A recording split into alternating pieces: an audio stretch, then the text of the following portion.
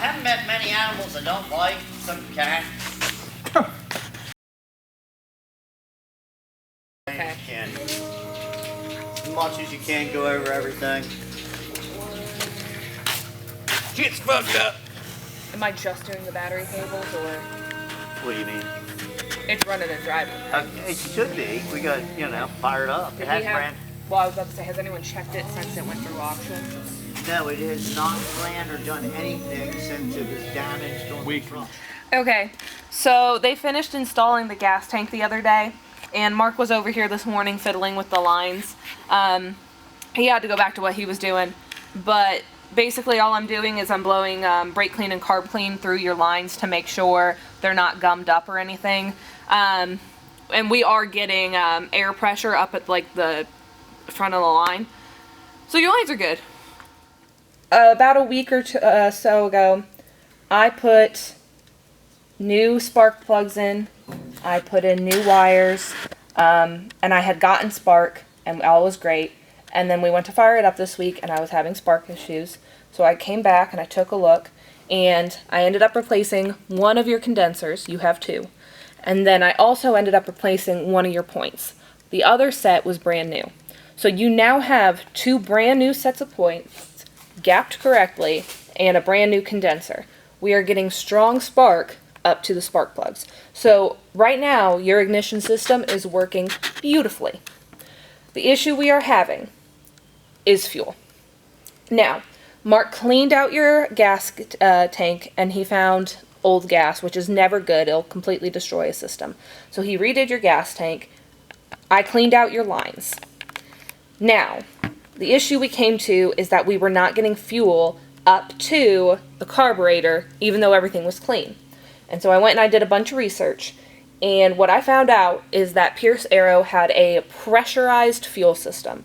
So to start the car, you would pump a hand air primer in the cab. And that would pressurize the fuel system enough so that you could get the car to start. Once the engine was starting, your fuel pump here is also an air system.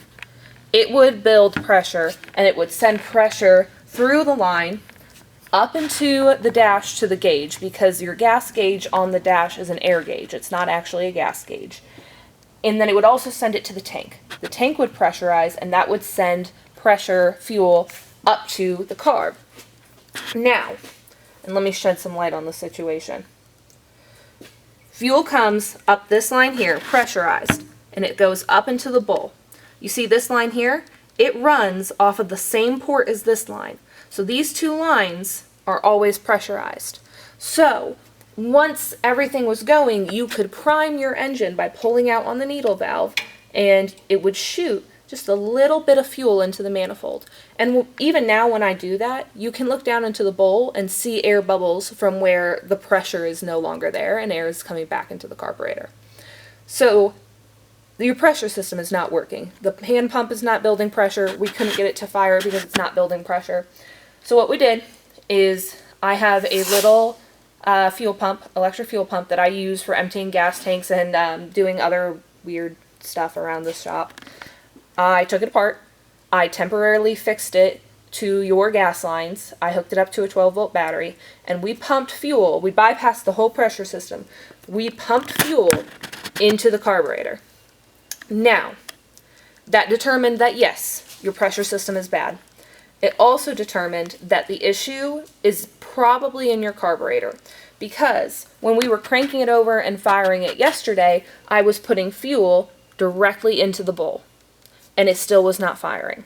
Today what we did is we opened up your primer cups on the head.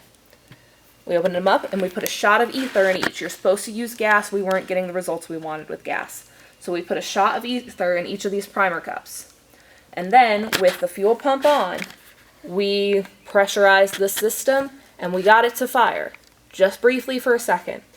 But we had several instances of fire, which tells us that this carburetor is no longer working. So what I'm about to do is I'm about to remove your carburetor and give it a really good bath, basically.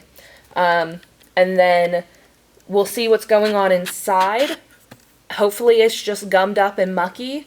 If it's not gummed up and mucky, we got to figure out what's causing these issues.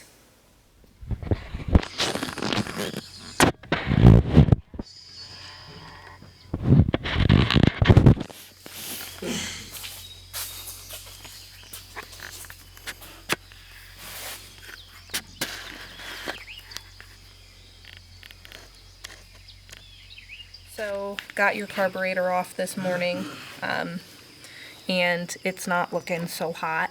I don't know if you can really see down in there, but there's buildup literally all in the carb, like thick buildup. So I started just by emptying out the bowl, taking it apart so I can clean it real good. Right now I'm just trying to clean what I can get to, and then as I take this apart, I'll get more in depth and clean out parts. But you can see, so that's one of your water jackets, because this is a water-cooled carburetor. It's clogged. So I'm gonna go through almost all of this and just make sure everything's okay and not, toast.